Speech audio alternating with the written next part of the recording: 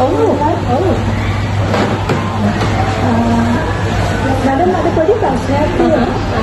දැන් මඩම් මම දැකලා තියෙන දෙයක් තමයි මඩම් අපිට ලෙක්චර් එකක් කරනකොට උන ජීවිතයට අදාළ කරගන්න පොඩි පොඩි දේවල් තියෙනවා. ඒ වගේ එකක් තමයි මම හිතන්නේ මේ ප්‍රශ්නේ. දවසක් මඩම්ගෙන් කෙනෙක් කරලා මඩම් කොහෙද ඉන්නේ කියලා. මඩම් මේ පුතේ පුතේ අපි හිත පුතේ නේ. මඩම් කොහොම අනින්නමයි හිතේ. යන්තම් මතකයි ඔය කියනකොට සිටිය. ඉතින් මඩම් අපි හිතුවා මඩම් පදිංචි කොහෙද කියලා. මේ ගම ඔයගොල්ලෝ මීන් කරේ ඒ උත්තරේ. අපි හිතුවා එහෙම දෙයක් කියලා. මඩම් කියපු දේ අපිට ඒ වෙලාවේ හිතාගන්න නම් බැරි වුණා. මඩම්ට පුළුවන් පොඩ්ඩක් පැහැදිලි කරන්න. ඔව් මම ඒක ඇත්තටම ඔයගලන්ට ඒ කියන්නේ ඕපන් තිබ්බ ඔයගලන්ට යම් දවසක හිතයි කියලා මම හිතුවා. ඒක සාර්ථක. ඒ කියන්නේ මගේ ට්‍රික් එක සාර්ථක වුණා. මට මාර සතුටුයි.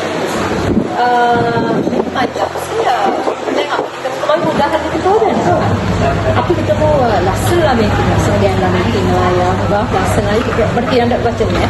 හැමෝමත් කියන ලස්සනයි කියලා. එයාත් දන්නවා එයා ලස්සනයි.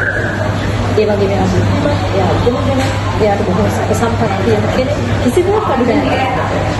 හැබැයි මේ ළමයා එයා විසින් හිතනවා අනේ මම කවුරුත් ගියා නම් හොඳයි. කවුරුත් කොණ්ඩේ ක්‍රේන් වුණා නම් හොඳයි. අපිට පොඩි වෙනකොට ඒ ජීවත් වෙන්නේ මොන වගේ ලෝකෙද? ඇත්ත යසේරම අන්තිවලයා ප්‍රසිද්ධ වෙනවා. ඒ අතරේ තව මොනවද කියන්නේ? ඒවාට ලොකු අසන්තුෂ්ට ගතියක් හිතේ තියෙනවා. කියන්නේ පුළුවන්.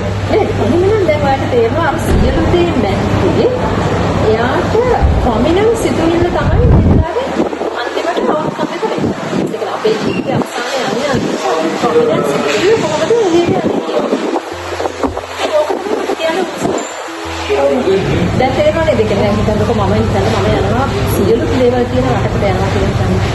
ගිහිල්ලා හැබැයි මම ඒත් ඉන්නවා නම් අනේ මට අරයා බැන්නා මෙයා බැන්නා මෙහෙම වුණා මම කලුයි මේ මම කොණ්ඩේ ඉදිලා ඒවා මේවා කියලා මම හිත ඉන්නවා නම් මට නිකන් කියන්න දැන්ස මම ජීවත් වෙන්නේ මොකද මම ජීවත් වෙන්නේ ඕස්ට්‍රේලියාවද එහෙම නැත්නම් වෙන රටකද කොහෙද කියලා කිව්වේ මම ජීවත් වෙලා තියෙන්නේ මට ඉතිරි බලන්න හදාගන්න ස්වභාවයෙන් තමයි ජීවත් වෙන්නේ. එහෙනම් මම හිතන්නේ මම දන්න ලොකුම සත්‍යයේ සුන්දර සත්‍යයක තියෙනවා.